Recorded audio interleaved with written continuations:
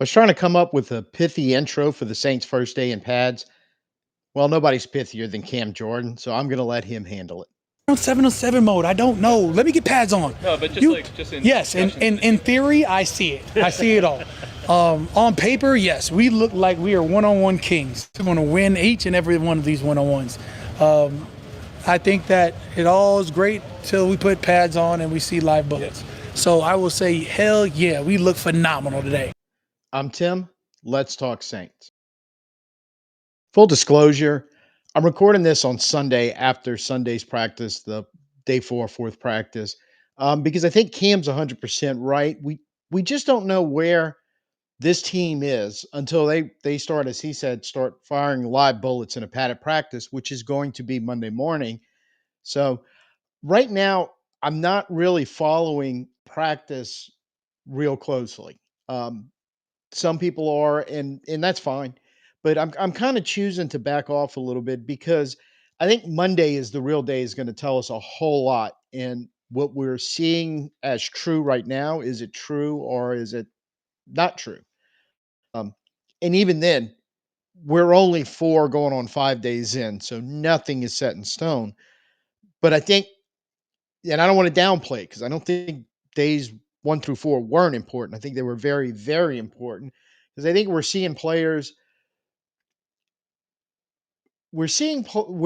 are seeing and players are acknowledging a process that we hadn't seen in a while with the Saints in a process of, there's a specific reason for everything that they are doing. You know, everything is by decision. It's not by happen chance or shooting from the hip. It, very calculated, very deliberate. Now, as a fan, I want to know everything right now. I want to know who the starting quarterback is going to be, for instance, right? But the truth is all this is going to play out over time, and we know this for a fact because when Kellen Moore was asked specifically about a timetable for starting quarterback, that was his answer. You know, this is going to play out, and he mentioned that's at every position. So I think we in the last couple of videos that, yeah, while there's probably some position, Eric McCoy comes to mind. He's not in danger of losing his job as long as he's healthy.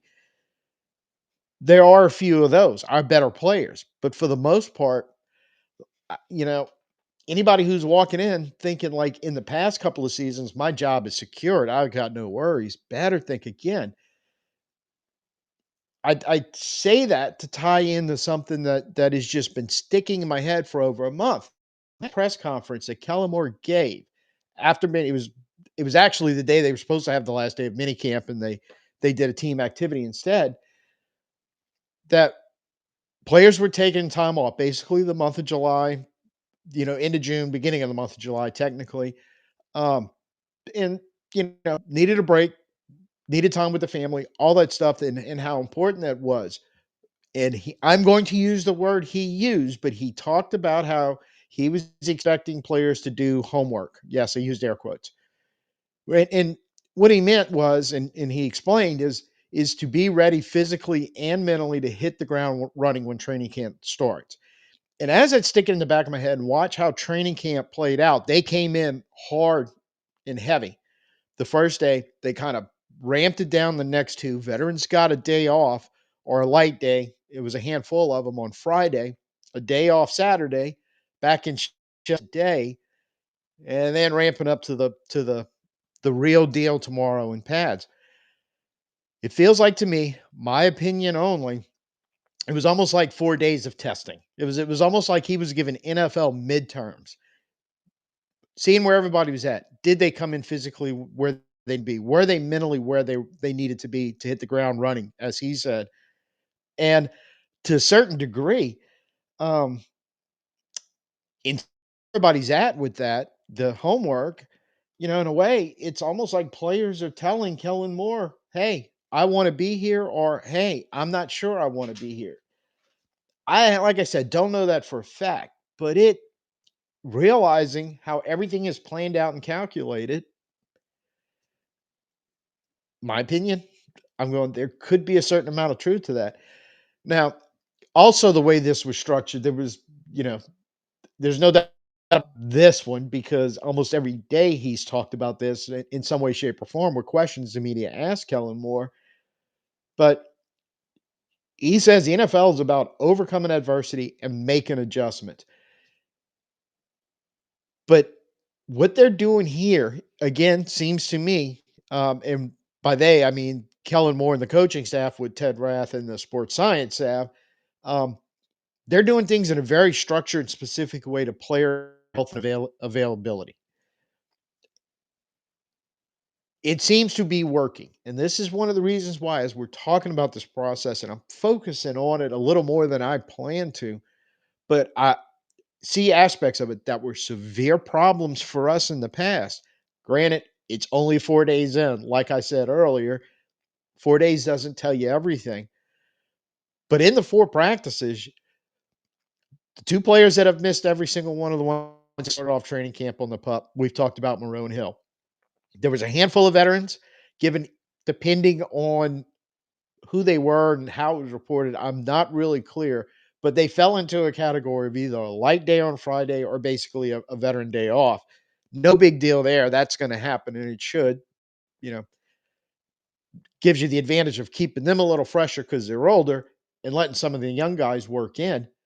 And on Friday's practice, some of the young guys up and made some plays. And today, Demario Davis had an excused day off, which, thinking along those lines, opened up for Danny Stutzman, who did have an interception. I saw that from the practice reports. So I think we need, you know, to Cam's point, at least one day in pads to really start accessing position groups and individual players. We need to see the 11 on 11s.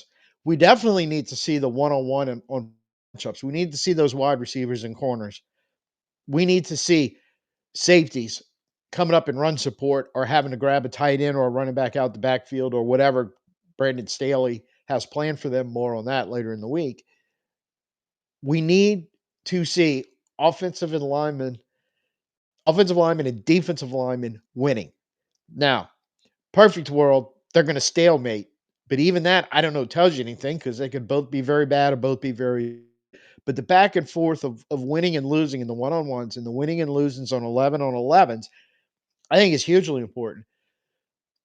I think I have George St. Pierre. For those of you who follow UFC, I've heard him say this. I've heard also Matt Hughes, also a UFC fighter, say this about the rare fights that they ever lost as professionals were hugely important to them because they both had versions of winning does not teach you as much as losing does. When you lose, you have to figure out what went wrong, how do I fix it so it doesn't happen again. And in effect, that's what Kellen Moore keeps talking about overcoming adversity and making the adjustment. When it's live, when you know, when the as Cam said, the live bullets are flying, this is the kind of the stuff that where the true assessment comes in. The true, hey, where is everybody at? Who can overcome it? Who can make the adjustments? Because the whole point of all this is to incrementally get better. You know, I think they're unlike fans, and I'm guilty of this, so I'm including me and fans when I say this, with a lot of high expectation and then extreme disappointment when the players don't meet it. And that was specifically mentioned by one of the few things Mickey Loomis has said in a while that I agree with. That and media expectations, and that's fine, but there's goals within the building. And I specifically think this is all structured, all planned over, unfortunately for us who are impatient, and I'm a very impatient person, over a period of a month or so to play itself out and to the goal is for everybody to get better every day, the team to get better every day. And then at the end of the process, which is likely going to coming through the end of the preseason games, we're going to know, we'll finally get our answers. And hopefully, this calculated process gives us the answers we want to hear. So it's kind of part two to this video because the padded practice, practice number 5 was this morning, and going to kind of go through. Basically, this is Twitter reporting for me.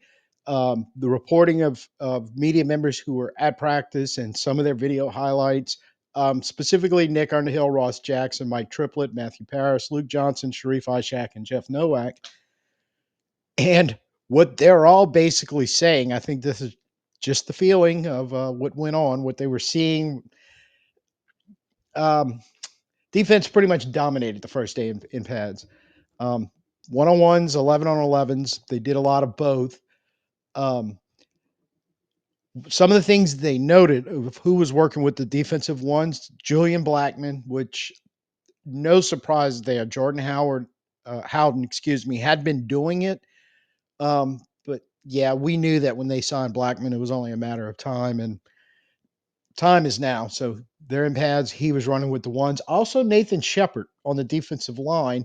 Sounds like the three interiors were Brzee, Shepard, and Devin Godshaw to start with.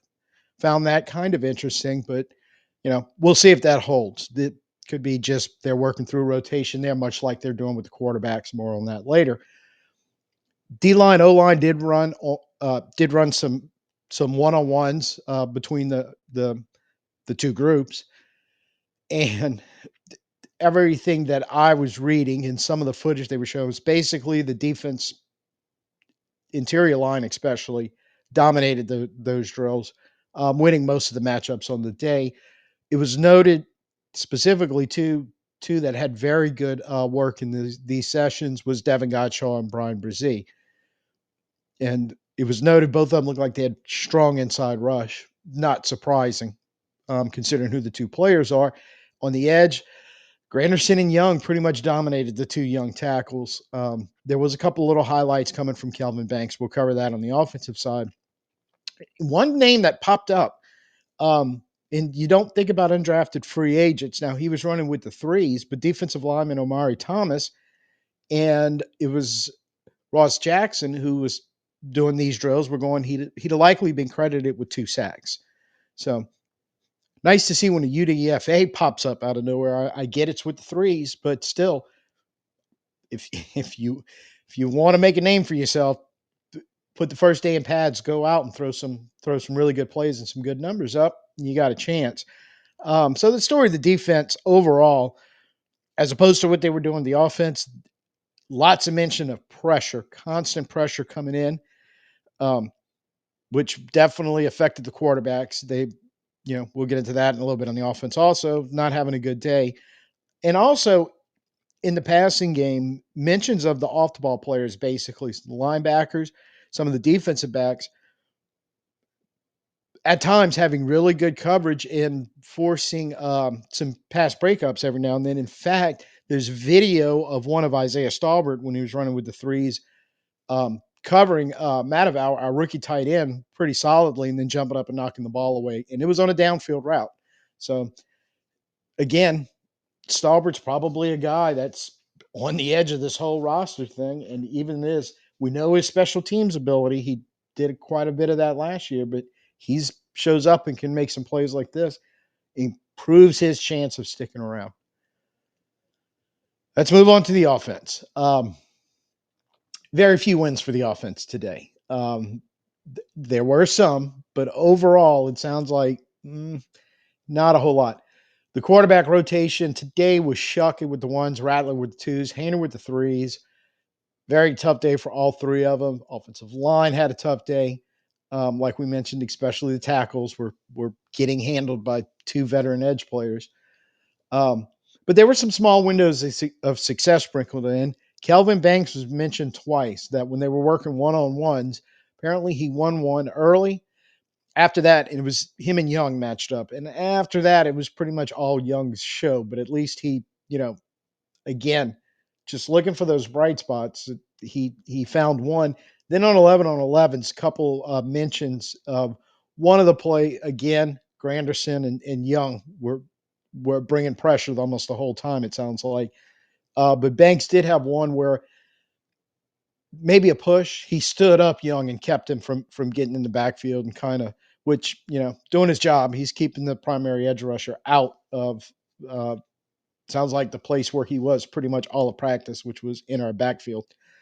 Um, Quarterbacks did, even though they had a tough day. There were some. There's one keeps popping up. Really good play on 11-11s. It was Shuck to Cook when on a it's a crossing route, a deep route on a cross. Um, and it looked like I couldn't get the number of the player, but there was a player running a go route up the left sideline, or basically more or less the left hash. McKinstry had him locked down, but he kind of cleared everything out. And Shuck did a good job of, again, as we were saying, there was bodies all around him from the defensive side when they was dropping back, of waiting it out because I'm pretty sure it's probably the secondary look, realizing he had Cooks coming across on the middle, made a very good pass. If you go to Twitter, that highlights out there a couple of times and in a couple of different places, and it looks from a couple of different angles too. It looked pretty good. Um, Running the ball, Marcus Yarns had a long run with the threes. Kendre Miller, there's a video of this that I saw from two or three sources of with the twos having a very nice cutback run for a big gain. Rattler did show up on the highlights with a couple nice throws down the field. One to Shaheed that was really nice on a play action pass. And overall, I th- I don't want to say they were nitpicking to find the highlights so much as what they were catching was kind of the same plays. But what was interesting was a lot who the reporters were at different spots on the field. You get in multiple angles. So there was a couple of times, and I'm saying this just as a disclaimer. There was a couple of times I was like, "Oh, another nice play," when a video popped up, and I went, "No, that was somebody else standing on the other side of the field showing the play that I just saw a video highlight of." But all in all, we'll get to the thoughts on this whole thing towards the end. But it's not totally unexpected to see the defense ahead of the offense, like it has been. But I'm not gonna lie. At some point, it is going to get concerning. But for right now, typically early in the year, the saying always is the defense is always ahead of the offense. So just take that with a grain of salt. One thing of note, Josh Ball, kind of a veteran offensive lineman. He's been in the league for a few years, hasn't played a lot of snaps, bounce around as a practice squad or backup player. 53 Dallas, I think it was where he was before we got him last year. He was released today. Don't know why, if there's a corresponding move, if we're bringing somebody in or what that entailed. But of note, last year's seventh round pick, Josiah Ziram, our other offensive tackle, not named Fuaga, was running with the twos after Ball was released. So maybe one of our sleeper picks last year, late round picks last year, is also making a play to say, hey, I want to grab a spot on this roster. Special teams hadn't been a lot of mentions. Um, there are occasionally on Twitter, if one of the reporters or a couple of them happen to be there charting makes and misses, you get an idea of what's going on because Grupe and Smith are alternating. It seems every other practice of which one's getting the kicks. But today I got a final tally. I believe it's Ross Jackson was the first one to throw this up. That Grupe had a good day again today. He was 5 for 5 on his 5 kicks uh, between extra point range and a 51 yarder. And according to what was posted, he's 14 of 15 in camp. So he's been hot since the very first practice when he came out. And I do remember that day, something along the lines. He didn't miss a kick when he was out there kicking. Seems to be on a bit of a roll. And Smith did have one day I saw where he struggled, but I think this is another battle that's going to go on throughout training camp, but probably not spoken about a whole lot. Even though having a good solid kicker, we've learned that over the years. You need one, otherwise, a lot of your offensive work that you do good things with comes for nothing. And our offense is going to be young, so anytime we got a chance to score points, we need a kicker that's going to do it. Lastly, from the here we go. We made it through 4 straight practices. Couldn't get through 5. Injury, good news and bad news. First, the good news. Um, Foster Moreau still on the pup, and he was out in a jersey, no pads or helmets or anything like that, but we're doing work on the side, which is a good sign that he may be getting closer and closer to a return. Demario Davis returned from his excused absence, so basically confirming it was something else going on that they let him go take care of or do whatever he needed to do. He was back today. And the bad news, JT Gray suffered a lower leg injury during practice. I'm starting recording this around 2ish in the afternoon. And that was kind of the last thing I was waiting on if there was any more news on JT Gray, what happened, or if the evaluation was done. Haven't heard anything yet, but I suspect by tonight or tomorrow there should be some information coming out about JT Gray. So to wrap up, day 5, first day in pads. Like we said, defense had the upper hand. His fourth practice out of 5. That seems to have been the case. 1 and 2, and practices 1 and 2, and now 4 and 5. But with having young quarterbacks, and especially you're expecting them to struggle, but if they're struggling, and this comes with any quarterback, no matter what age, young, medium, or old, that's going to affect what's going on with the offense. Obviously, it's the most important position. But you combine this with the fact that both sides of the ball are going through scheme changes, and that doesn't always happen in the NFL. But while it's both sides are, you'd think that would put them on equal footing. But when you look at the fact that you've got some younger players on offense, you still have some veterans, but it's basically being run by not a lot of NFL experience combined amongst the top 3. While on the defensive side, you have some very experienced veterans, and not only that though, you have experienced veterans, like Ballard, Reed, Godshaw, or Bullard rather, not Ballard, Reed and Godshaw, who have played in very similar style Brandon Staley defenses the last few years. Again, when I say that similar in style, it's never an apples to orange comparison, but they're both fruit. And it's a lot, what they were playing in is a lot closer than what DA had been running in his time here as head coach and defense coordinator before that. But you got some guys that were on the roster last year, Young, Shepard, and Saunders pop up to mind that at various stops on their career.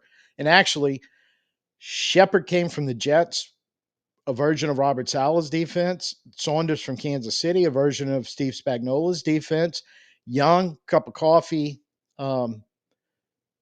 with Frisco before we got him, which very similar style type defense. And when he started Washington, early in his career in Washington, had some experience with that. So they're not everybody is starting off on this is brand new to us. I think there's a large part of the defensive guys have a very good grasp on the concepts. We listening to them speak after practice, and we're going to touch more on that Wednesday. That will be the next video coming up. Is I think they're further along, and I think it's just natural due to the sheer amount of veterans sitting there, especially when Demario Davis is there, because Demario's like the quarterback of the defense, right? A lot of veteran experience there. It's been around the game a long, long time. Probably not too difficult for him to pick up what's going on. And then when you add in all the other players that can put in there, even Chris Rump, who's further down the edge rush depth chart right now, played in with the Chargers with Brandon Staley, and he's been mentioned by some of the other veterans as going, yeah, Rump's kind of in our ears telling us stuff. So not shocked that the defense is ahead of the offense. However, it is concerning. And I'm going to go back. Kellen Moore has said this time and time again. I think I'm going to put it on a t shirt when I started doing videos. But the NFL is all about overcoming adversity and making adjustments. We did see practice 3 on last Friday, where they made the adjustment. In the first 2 days, a lot like what we were talking about yesterday and today in practices 4 and 5, offense was facing a lot of adversity. They had to bounce back. Need to see that again. As long as we keep seeing that and hopefully seeing it on back-to-back days, practices where, okay, now the defense's turn to go ahead, overcome some adversity and make some adjustments and get back on top. I think ultimately that's kind of what we want to see right now, which both in it makes both sides of the ball better when you can get that back and forth about, oh, you got me today, but I'm gonna get you tomorrow mentality. That competitive spirit that I know they have. Harder, I think, when one side's dominating the other to really get to that level where you want to be. They're going to practice three more days in a row. Um, Practice six is tomorrow on Tuesday. It's helmet only and closed to the public. Practice seven on Wednesday, full pads and open. Practice eight on Thursday, pads, but it's closed. So they've got three shots in a row on the offensive side to, like we said, overcome this adversity and go ahead and make the adjustments and do what they did on Friday, where everybody was talking about the offense finally coming together and the defense having issues. That opportunity can't go by because we need to see when video is going to be available. They've got some closed practices, so we may not hear much or see much from those, but we'll hear and see something. But what we see and hear, this can't, this would be the concern where all of a sudden, if you roll 3 days in a row and we're still saying stuff like defense dominates again, that's an issue. This is going to take as long as it takes to play out. We all know that, but we are focused on the day to day, the short term. And I think that's the goal for the short term is, basically one side of the ball. And right now it's the offense can't keep taking losses. At some point, they got to stack up some wins. Yeah. Just like an NFL season, as we learned last year, you just can't keep taking losses. Sooner or later, you have to stack up some wins. So, like I mentioned on Wednesday, I've already put some stuff together, and there'll be more about how the players, the actual defensive players, have been talking about Brandon Staley's defense and their comfort level with it, um, and the fact that some of them are leaning either on prior experiences in one way, shape, or form, or with some of the veterans around that have some of that. So we'll break that down, and then we'll catch you up on practices 6 and 7, which will be happening in between. First time here, you like what you saw, please go ahead, hit the like button for me, hit the subscribe button. If you don't like it, do me a solid and hit the down thumb. uh, Interaction helps me out. And definitely know tell me what y'all are thinking about what you're seeing and hearing in practice, whether it's highlights. Like I said, I get a lot of stuff from Twitter. They're on other social media platforms that you may use. Um, Along similarly, are you seeing the same things from kind of reliable, trusted sources? That's why I picked what I call the usual suspect, pretty much the names that I listed off. Um, but just your impression, because mine right now is I'm trying to be patient and trying not to be too stressed by the fact of what's going on, where the defense, you said, wins 4 out of 5 days, and gonna try to be a little patient, gonna try to make it through the week with the patience before I'm start asking questions that probably I may not want the answers to right now. So till I see you next time, I'm Tim. Peace out and who dat.